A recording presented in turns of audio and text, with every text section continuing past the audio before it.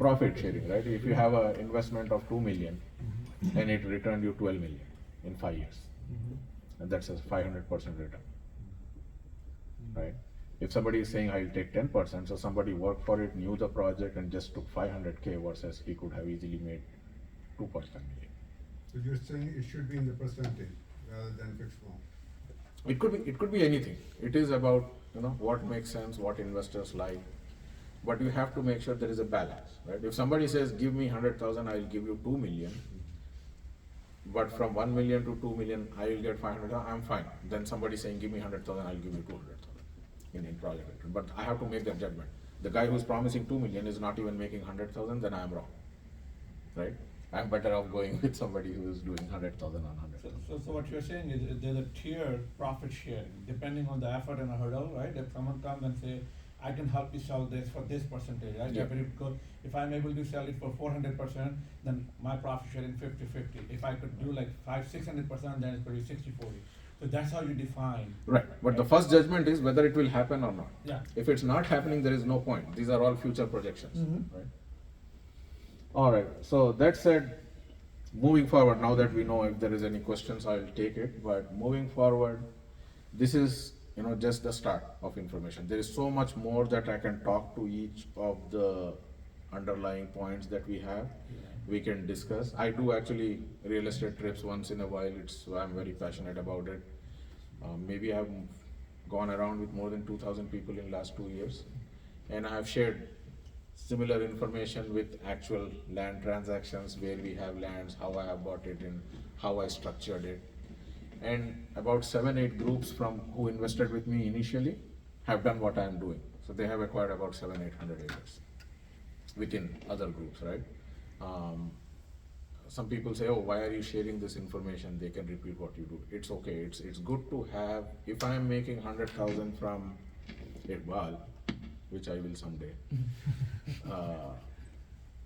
as an investor, but Iqbal does what I do, and now he is someone who I can partner with. I get a bigger project where I am partnering with Iqbal, and we both make $1 million because now I can partner with him instead of just. And now you're a partner who has knowledge And people and can do the same thing. Double the So connections. more people you have successful around you, and that's what is happening to Telugu community.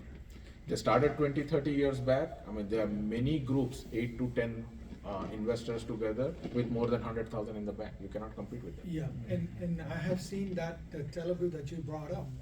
Just in Irving, one of my friend, he lives in the subdivision. They just collected $5,000 each, Telugu people, 5,000 each. And they bought a land in Mesquite a few years ago, long time ago. Now that land worth in millions. They haven't sold that yet because it's going to be explored even more. So, yeah, I have seen that in the Hindus, or many, this kind of partnership. They're more mature. So Yes. if you want to do a group deal at least 2-3 years back, I think our community is maturing too. In general, group offerings have matured a bit. People know a lot more about it. 3 years back, if I were to bring community together, I have to share what is partnership, what are the properties, how to look at it, field in irrelevant questions. And I have done business with our community and also Indian community. But even 3 years back, the questions that they fielded were more related to investment, you know, the share of profit, about the land, proper questions, right? So what do you need to, somebody sitting and asking, they understood how I research the land, what's the value in land. Then the next question is, okay, what are you doing it, when will you close it, how much will I get in return? I understood, here's my money.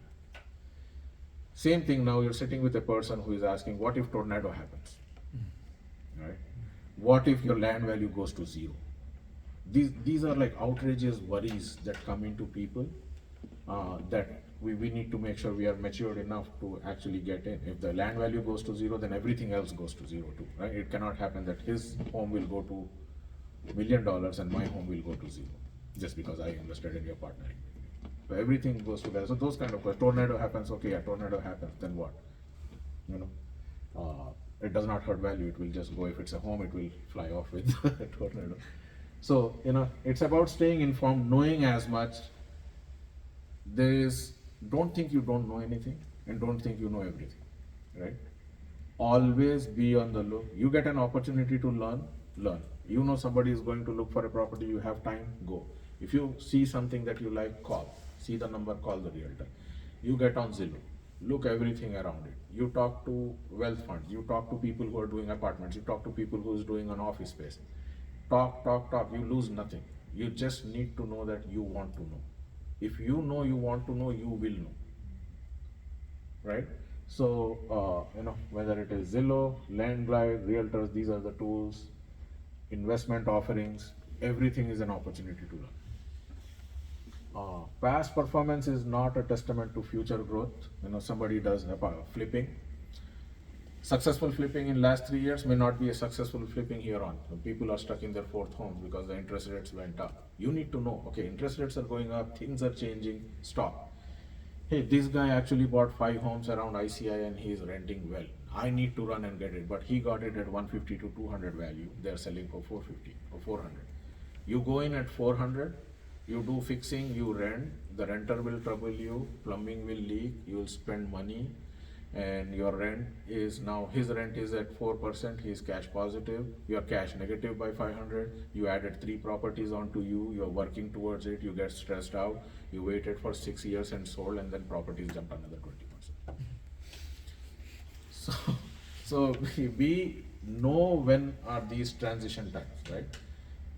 Still, it does not mean you stop. You keep looking. Somebody is selling really at an undervalue, buy it. But you need to stop, slow down, watch, understand. Just because it has been successful in the past is not going to be success in the future, right? So now is clearly the time. At 8%, you don't go buy a 400,000 fixer upper to rent at 1,800. You don't do that. So it basically slows down. Real estate is, consolidates, bursts for 2-3 years, right? Then it consolidates again. Then it bursts. So in that consolidation period, you need to find within reasonable time when it's going to burst out. Right? I think in next 2-3 years is a good watching time, unless you find something good. I'm watching, but if I find something absolutely good, somebody running away from it, I'll get it. But otherwise, you have to find the transformation time. You need to know how much it takes. You just said if you buy in cash, for example, $500,000 property, what do you think will be the good ROI on $500? No loans. So generally, standard ROIs that people present are anywhere from 15 to 20%. Right? If I'm presenting an investment and say I'm going to return you 18%, it catches investment attention. There is nothing fixed. You cannot. Future is future. The only thing you can do when you're purchasing a property is know how good it is now and what are the growth prospects.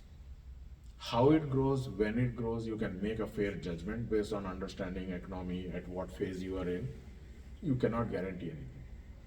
So, for example, last year when interest rates were 4% and starting to rise, somebody bought a property in Sherman at 60,000 an acre, and it grew from 15 to 60,000.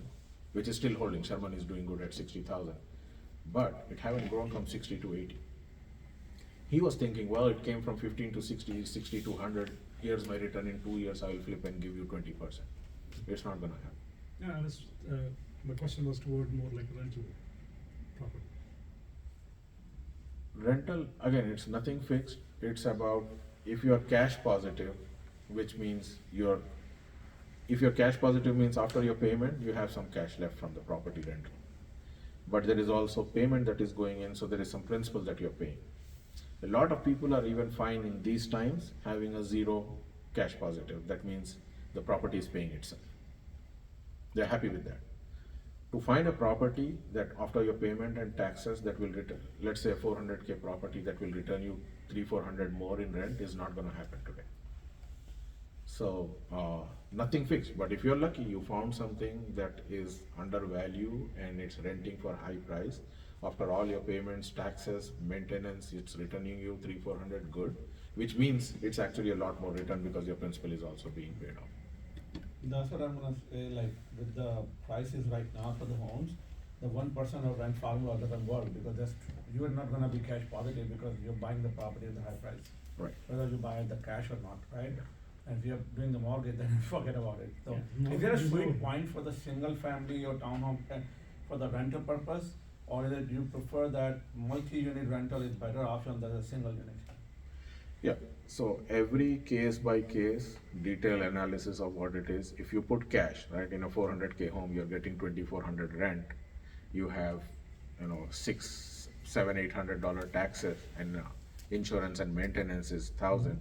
So you put 400,000 and you're getting 1,400 in your hand. Is that what you want to do, which is 14,000? A lot of people actually, see, I also divide it into age. I don't like younger guys, under 40, 50, whatever, go for rentals. They have to be in active projects. They have to spend time learning. If not anything, they learn so much about investment and projects and what people are doing. It's worth it.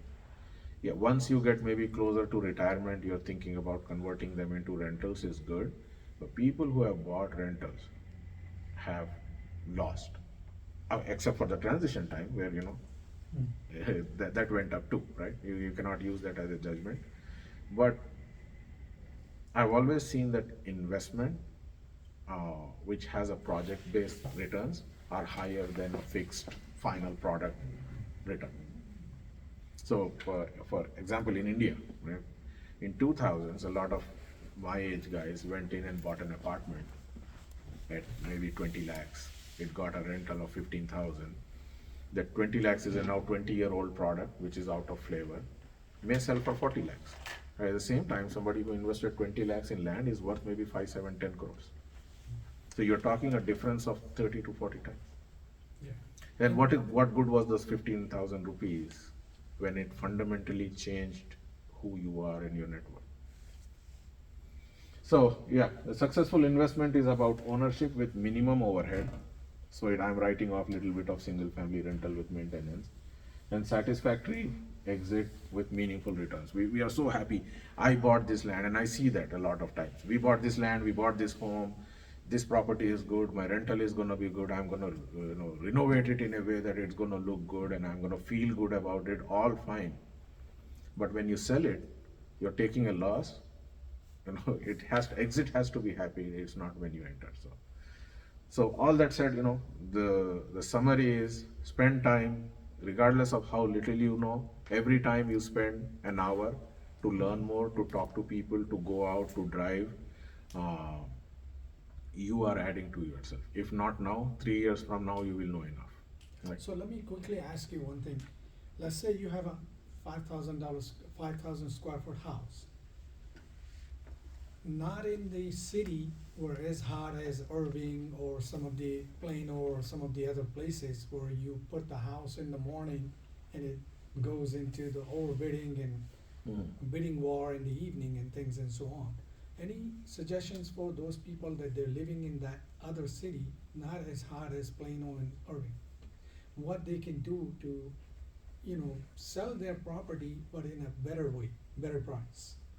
Because it's not as hard as, So location. the price is driven by market, right? What city it is, what it will sell for. You can do, better presentation, fix little things that, catches the attention and put it in the market. You cannot do something extraordinary to sell fast. It takes whatever the pace that market is. So, doing the right things, making sure you're renovating it appropriately, putting it in the market is the right way. If there is a rental possibility, rent it. A lot of people who bought homes, there are very less homes coming to the market because a lot of people have locked their homes at 2.5 to 3%. Transitioning the same home, if we sell our Parkside home and go buy a home in Frisco because somehow happen to like Frisco, doesn't make sense because you're getting out of a 2,000 monthly payment into a 5,500 monthly payment for the same house. So a lot of people are not selling and renting because rental makes sense. People never used to rent 4,000 square foot home, but just because the interest rates are locked in so much, it makes sense to rent a home and get something else instead of selling a home and buying a home. As far as the market is concerned, I have a home in, say, east of Sherman. There is a town called White there, right? Will it sell quickly? By the way, through COVID, anything around within an hour with 10 acres and a home was selling faster than the city home. It might have slowed down. So it will take, there are customers for every property. You have to wait a little longer to get the right one. Right? In Dallas, it may have, if the interest rates goes up a little bit more and it slows down a little bit more, it may be hard to sell even a parkside home for maybe 3 months instead of getting multiple offers. So it's really about the market, where it is, what kind of attention it drives, what pace of customers it is. If it's a specialized property, that specialized customer will come, but it takes its time. So that said, I hope, yeah.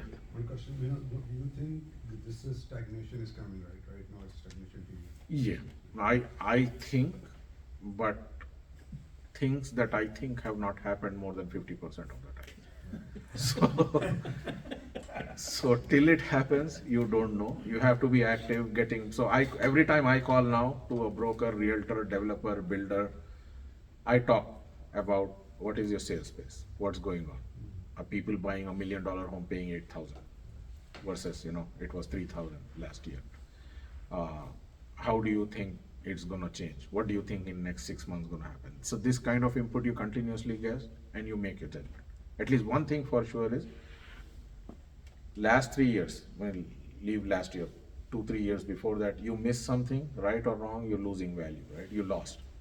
I don't think now it's the situation. I think if you wait now and learn more and watch more, you will get, even in that time, let me tell you, the opportunities are there even now, and they will be there 6 months later, and they were there 6 months back. How you find them and which one you pick up. If 50 investors are after me with $5 million, I can go buy any land which is listed for $5 million right now. I watch for opportunities, I scout for properties, because that time is worth, that wait is worth. If you find something that has an inbuilt $1 million in your equity, it's worth to go buy something, because that $1 million is a lot of worth to wait, right? So when prices rose, just because I was watching and I was aware by the week, by the month, I was able to get properties valued 1 year back, even when it grew, right? So you will always find those opportunities. You have to find them, and you have more time when, I missed something and I know 6 months later it grew 50%, I'm feeling for it, but I can still find something that is, 30% undervalued. So always look out for it and you will find one. So there is no hurry even through the rise time. Now, I think that discipline is going to help you much more. One more question, this is regarding the current opportunity. You showed the map and you showed that, the outer loop, outer. So what do you think, which area is going to go most? So again, nothing fixed, but with the outer loop, I add McKinney to Sherman, Prosper to Selena, Gunther, Pilot Point, Tioga on 377. So on 377, Aubrey, Pilot Point, Tioga. On DNT, Prosper, Selena, Gunther. On 75, McKinney, Van Elstein, Melissa, Anna, Howe, Sherman. These are all doing really well. To the east, up to Greenville, Princeton, Farmersville, Greenville, and there are towns in between. Sherman happened to have the TI, $30 billion investment coming in. McKinney is already very established. In between is 20 to 25 minutes. Already people were buying between Gunther and those areas because it was accessible to Frisco and McKinney. And then Sherman happened, so the growth from both the sides. I don't put as much weightage on Sherman, but it still got a lot of weight. Still, that said, the values are very high. Just because it's a growth area, just because it's a good area, you can go in a good area and go wrong. You can go in a bad area and make money. So it's about individual case. Research, get opinions, be after it, watch. If you leave something, don't close it out there. So if you find a good property and you were not able to close it, and you're done, now you're depressed, you don't want to go forward. And you go through all those cycles when you're in investment. When you miss a good investment, it takes toll on you, right? But you have to put it aside, continue, discipline helps. You go keep looking, you will find something similar. At least I did every time I missed something, because I continued.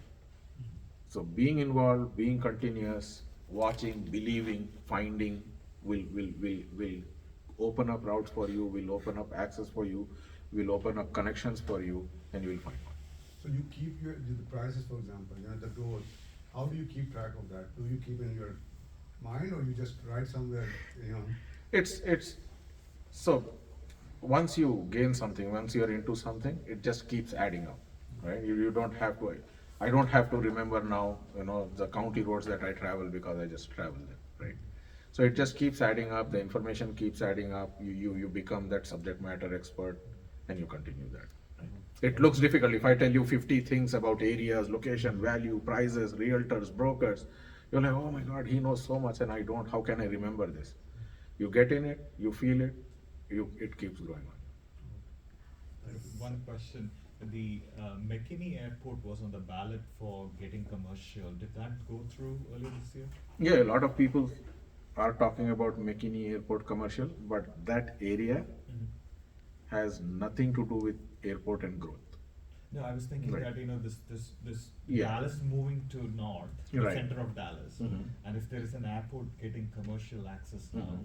that helps the region. So Mm. my question was that, Right. So to that, I am saying that airport like DFW serves 150 miles. Oh, okay. Yeah. no, McKinney grew because of DFW, Mhm. because 121 was connected to it. McKinney is just 25 minutes from DFW, which is a world-class, one of the busiest airport. Now, if there is a regional airport like Love Field in McKinney, I think McKinney has more value already with there is Henry Billingsley who's doing sound here. He's doing on 75 and 121 intersection of $5 billion project on 500 acres. That itself takes over McKinney Airport by 5 to 10 times in its value driving, right? Like that, there are 50 different projects in that area. Coming from Sherman and down. Yeah, airport adds a little, but it does not matter whether they approve it or not. Even if they approve, there are not going to be more than 20 to 30 flights, specialized flights from there. Absolutely. But the business is already getting there, that's what you're saying. Yeah, business already is there above and beyond. And I remember you had mentioned about areas that are towards Fort Worth side. Are there any cities that you have in mind that you would recommend that are growing and are worth investing in? Yeah, I think, Cleburne, Burleson, Crowley, going down, there is Venus, all those areas that were, But those are pretty much developed areas. Crowley and Burleson is, but if you Yeah. go down towards Cleburne, halfway through, I think there's still a lot more to be developed. But development coming and value realization are two different things. I'm more comfortable investing same piece of property with similar strategic location in Northeast based on what all is coming up versus over there. But if there is something that is really undervalued in that area, those areas are growing too. Fort Worth, Weatherford, Alido, White Settlement on the west side. You go north, Azle, Springtown, and they are all growing. Decatur, go down south, Cleburne, and up all the cities in between, they are growing. But growing versus the value that you got, that is more important. Regardless of the place, it has to make a lot of sense with what's going on. Anything else, guys? Just a quick question. Thank you so much, Iqbal. Thank you so much, Imtiaz. You think you had a question? Yeah, so just a quick question about, what is Let him ask that question. Let me stop the recording. After that, we'll just have a we have chat. seen like a rise of interest rates like since last year, and it's been like hitting like 7%. And we're expecting the people who already bought like a couple homes or those were under development now, those are developed, and now people are not ready to buy and get into that mortgage. Don't want to own that home anymore. Those homes should come back in the market with a lower price, right? But we don't see many of those cases, like the prices are getting lower and It just started. I think the higher interest, people have bought, the lot of homes that you see are now closing. You drive down in Salina, you'll see 100 homes under construction, right? right, And you're thinking interest rate is 8%, 100 homes. exactly. Those homes were sold 18 months back, 16 months back, 12 months back. Some of them will come to, so what situations can happen? Some of them will come to disqualifying a buyer who had 80,000 income because now he won't qualify for a 8% interest on a 500,000 home when he qualified for 4%. He will have to drop. a person who is buying a second home, thinking that it will appreciate. And a lot of people put contracts on home just like that because, you know, by the time home is done, it's up 100,000. Those will drop, right? People who genuinely don't want to spend that kind of thing will go for a rental. So, and some who will say, well, I really need it. I know the prices have gone up. I can still afford it. I'll buy. Now, what percentage? I don't know. Maybe 40% will go through, maybe 60, maybe 80. Maybe the values are still rising a little.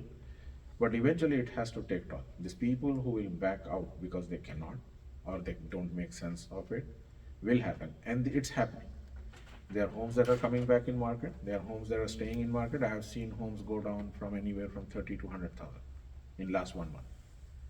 Will it continue? Where will it stop? It's all the future. You keep watching and seeing what's happening. If the interest rates come down to 5%, these are going to fly off. I have seen people get back into the market at 5%, but 7 to 8% is something that's going to deter, that's going to stop people. Don't go and put a contract right now on a home thinking that you will sell it and flip it when it is done. You will get stuck. In a flip contract, where, by the way, a lot of people went in and put a contract on a home. By the time it's done, in fact, in Prosper, I went and tried to get a home because my son got admission in Denton at 820,000. I had to put 40,000 down. Then I saw that, you know, the distance is more. But that home is right now 1.2 million by the time it was built. So 40,000 could have gotten me 400,000. A lot of people did that, right? Now, if somebody goes now and put that 40,000 at 1.2 million, the moment you have 100,000 or 80,000 appreciation, putting that 40,000 makes sense because when you sell, there is a cost to it, right? If there is a closing cost, there is double closing cost, then there is, you know, title insurance cost when you sell. There is a realtor cost. If you flip, it has to take care of all those costs and then give you reasonable money. And it was happening. Now, if somebody saw, oh, I put 440,000 here, I made 300,000, and you, oh, nice idea. You go and put a 40,000, and a year later, it's non-refundable, and you're scrambling to close it when the home itself is maybe just about that price or little under. So yeah, it's a market. So, a question about the interest rate versus the inflation relationship. So, what we understood in my MBA studies were, you know, when inflation is out of control, the one of the levers you have is to increase the interest rate. Right. And that's what we saw throughout the whole period of COVID, right? The interest was constantly being raised. And now the prediction, if you go to tradingeconomics.com, they show the prediction forward that in the next 2 years, 1.5, 2 years, both will eventually come down. Now, they're just projecting it, but there are other factors affecting this projection as well. What is your take on the interest rate eventually coming down? Right. So, or do you think it's a runaway situation? yeah, I'm not a I economist. can tell you, if you go back and look at the history of US election statistics, that you're going to see that the interest rate in the election year have always been down. And they did it 2 times in a row, just last 2 times, they didn't raise. Mm-hmm. And that's what I can share with you, the statistics, you know, talk to Yeah, walk to walk. what I'm So- talking about is the economic reasons for raising the interest rate. The inflation that you actually saw, that wasn't prevalent in the previous election years. We had a drastic event that wasn't man controlled. For some people still think it was man controlled, but you know, the COVID impacted the economies. So inflation did happen, not in the same way that we have seen in many, many years. And they left the interest rate raised was another reason behind it.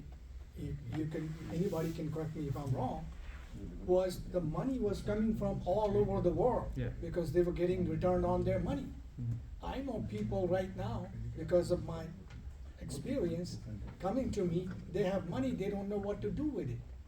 Because the interest rate went up, they're getting more for their money than they would put anywhere else in the market. Correct. So the reason of the context of the question was people are not buying homes because the interest rates are so high. What the projections are, if the inflation comes down, they will eventually lower the interest rate. And the projection says 2 years, 2.5 years, those two will eventually meet at 3%, which at this moment hard to fathom. Yes. We're at 8%, 9%. If you're a Yes. Muslim, you pay 1% off top of that, right? Yeah. Right? So we're talking about all those ideas, all these things coming down. That means if the direction is downwards for inflation and for interest rate, you would see people wait it out for a year and a half and see, as soon as he said 5%, it hit the mark 5%, people are gonna jump back in. Yes. So then what is your strategy? Is just wait and see, keep learning?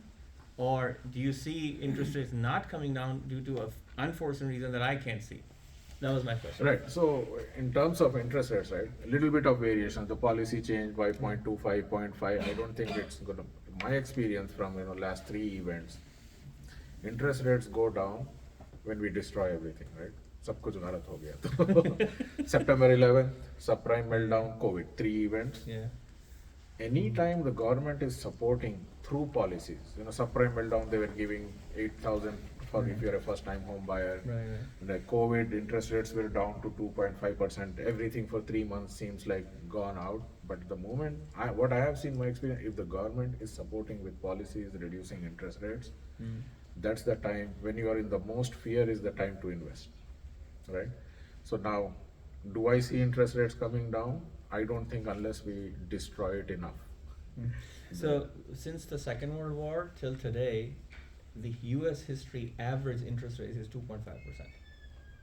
Okay. The average.